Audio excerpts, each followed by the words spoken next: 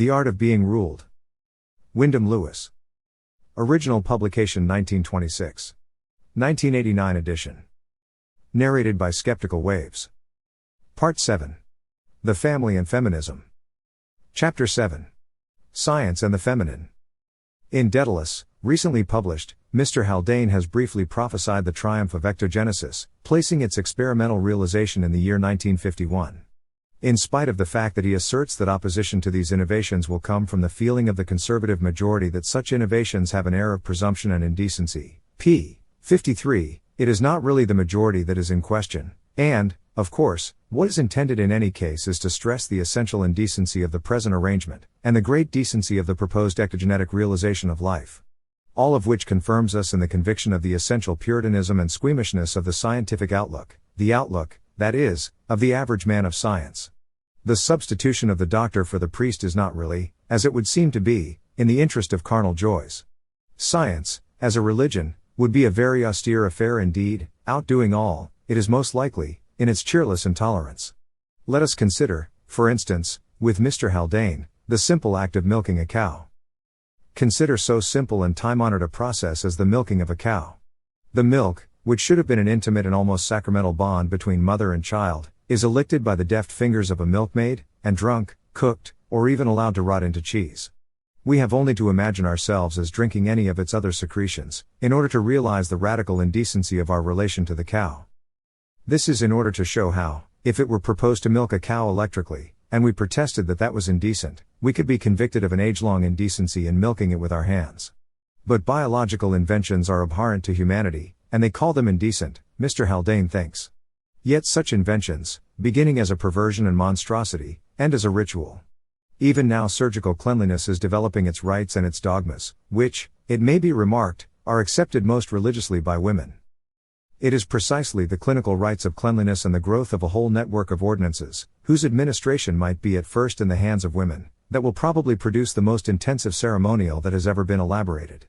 When the clinic becomes the temple, and the white-coated surgeon the officiating priest, men will surpass themselves in cleanliness, spending the day in lustrations. The puritanic potentialities of science have never been forecast. If it evolves a body of organized rites, and is established as a religion, hierarchically organized, things more than anything else will be done in the name of decency. The coarse fumes of tobacco and liquors, the consequent tainting of the breath and staining of white fingers and teeth, which is so offensive to many women, will be the first things attended to.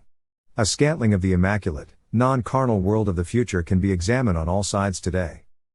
Two ideas of freedom are involved in these opposite principles of the mechanical disposal of the detritus of life and the natural disposal of the same. A philosophy of dirt, which is a tract which should be added to Messrs.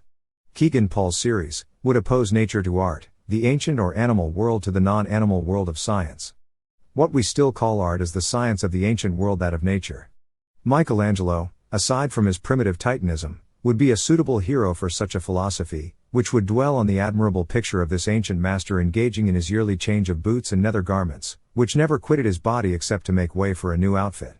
We are told that when he pulled them off, the skin used to come away with them.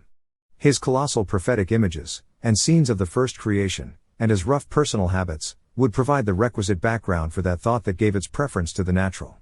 It would be contrasted with the world of the microscope, and the minutiae and tidiness that have been preserved conventionally of the feminine. That squeamishness, suggesting, physiologically, a bad conscience, of the woman, always heading to some ascetic ritual of orderly automatism, would be there opposing the animal sans gene of the workman of the early world. Surgical cleanliness developing its rites is most religiously accepted by women.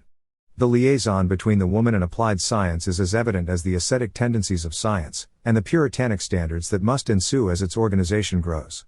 It is science that will lay by the heels the last descendants of the colossal, impetuous, adventurous wanderer of the early world, as well as the animally working pre-industrial man, substituting the machine, of far greater power than any animal or titan, controlled by some creature, ectogenetically produced, with a small beardless shaven head, very fussy about specks of dust and dirt, very partial to cosmic studies, bitterly resenting anything indecorous, with most of the beliefs and innocence of the nursery, a highly organized, shrewd, androgynous Peter Pan.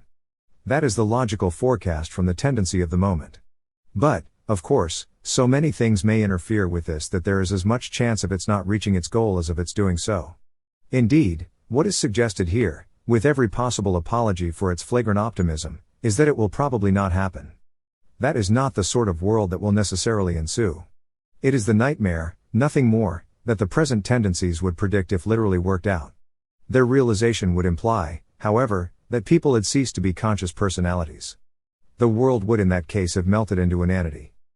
It is only a question of being pessimistic enough, or irreconcilable and thorough enough in your revolutionary zeal, and you find yourself quite naturally emerging into the region of healthy optimism prescribed here as a change from the unwholesome reality of the moment.